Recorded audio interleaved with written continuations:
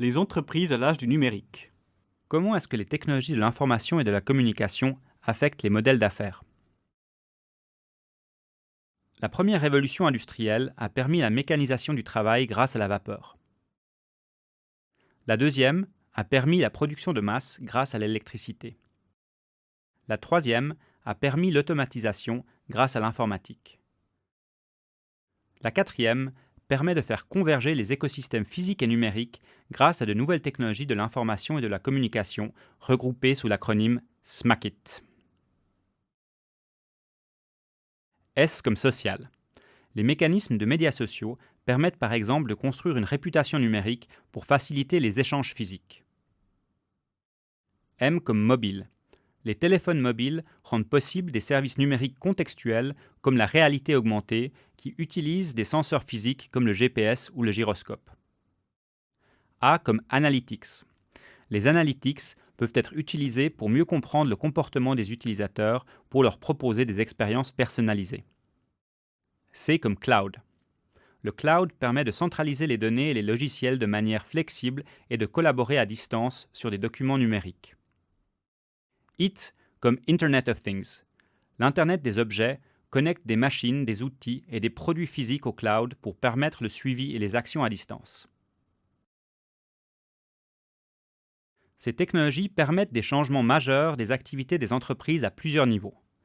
Premièrement, au niveau des services, c'est-à-dire des produits que les entreprises offrent. Par exemple, elles permettent d'offrir des applications mobiles qui règlent le thermostat dans une maison en combinant la localisation des utilisateurs avec des données météo. Deuxièmement, au niveau des processus, c'est-à-dire de la façon de réaliser et de commercialiser ces produits. Ces processus peuvent inclure la gestion de la production qui devient plus agile, mais aussi la façon de travailler à distance de manière décentralisée. Troisièmement, au niveau des modèles d'affaires, c'est-à-dire de la façon dont les entreprises arrivent à tirer des revenus de ces produits. Pour illustrer comment les technologies ont amené des nouveaux modèles d'affaires, on peut répéter un post vu sur les réseaux sociaux qui dit que la plus grande compagnie de taxi au monde ne possède aucun véhicule, que les médias les plus populaires au monde ne créent aucun contenu, et que le plus grand fournisseur d'hébergement au monde ne possède pas d'hôtel. Ces exemples illustrent l'utilisation d'un modèle d'affaires basé sur un marché biface qui permet de mettre en relation des producteurs et des consommateurs avec des effets de réseau croisés. C'est-à-dire qu'il y a un cercle vertueux qui fait que plus il y a du producteur sur le marché, plus les consommateurs sont attirés, et plus il y a de consommateurs, plus les producteurs sont attirés. Les entreprises qui gèrent le marché peuvent tirer des revenus en prélevant une commission sur les transactions, en mettant à disposition l'attention des consommateurs à des publicitaires, ou encore en revendant les données des transactions à des parties tierces.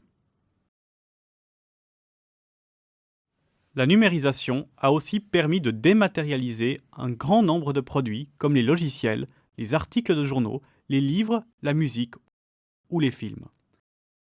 Ce type de contenu pose non seulement un grand défi en termes de modèle d'affaires pour les entreprises dans ces secteurs, mais elle pose une question plus profonde, qui est celle de l'adéquation entre le système de coûts et le système de financement. Il y a bien longtemps, la plupart des biens étaient produits selon une base essentiellement de coûts variables. Si vous allez chez le coiffeur 2 fois, cela coûte 2 fois plus cher à produire. Acheter 2 écharpes tricotées à la main est en gros 2 fois plus cher qu'une seule écharpe.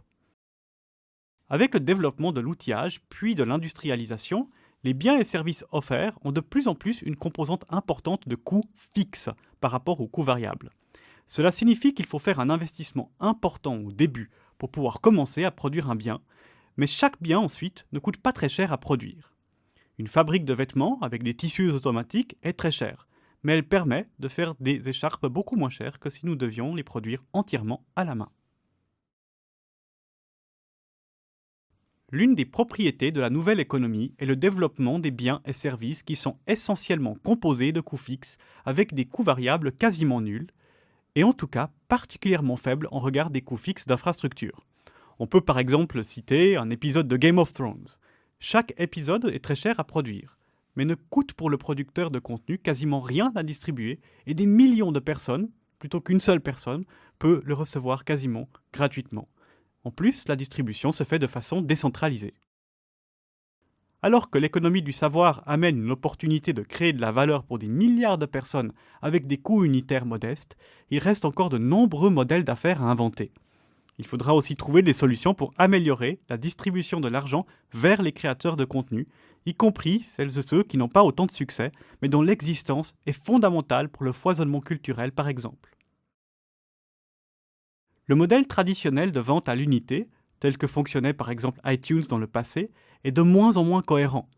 L'idée d'acheter un contenu électronique pour un prix fixe semble moins plaire aux consommateurs que par exemple le format utilisé par Netflix, qui donne un accès par catalogue pour un abonnement mensuel. Évidemment, de tels modèles posent toujours un certain nombre de questions, comme le fait qu'il peut exister de nombreux fournisseurs avec des catalogues totalement ou partiellement différents, ce qui peut démultiplier les coûts d'abonnement. Un modèle qui poursuit dans cette logique d'adéquation au coût est celui de la licence globale, ou de la production financée par le service public. Dans ces deux cas, la diffusion peut être libre, mais l'orientation du financement peut être décidée selon des critères objectifs. Tel est ainsi par exemple le cas pour la production télévisuelle helvétique avec un système de redevance. En résumé, les tendances technologiques récentes créent de nouvelles opportunités pour les organisations de devenir ou rester compétitives, améliorer et repenser les environnements de travail, ainsi qu'apporter plus de valeur aux consommateurs. Le revers de la médaille est le fait que ces technologies peuvent donner lieu à des usages abusifs, allant de l'exploitation de données privées à la mise en danger des utilisateurs.